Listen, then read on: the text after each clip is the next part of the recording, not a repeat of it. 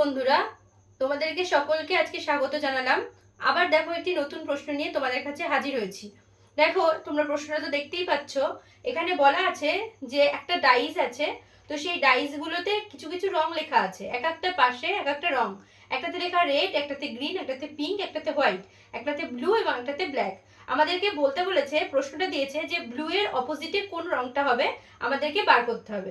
দেখো ঠিক একই রকম ভাবে আমাদেরকে কি করতে হবে, একটা করে ঘর ছেড়ে আর একটা করে ঘর ধরতে হবে যেটা অপোজিটে থাকবে।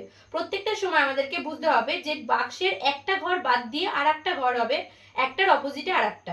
দেখো রেডের যদি অপোজিট ধরি তাহলে ঠিক এই ঘরটাতে রেড আছে, তাহলে ঠিক এই রেডের এই পরের ঘরটা বাদ দিয়ে তারপরের ঘরটা এর বিপরীত হবে।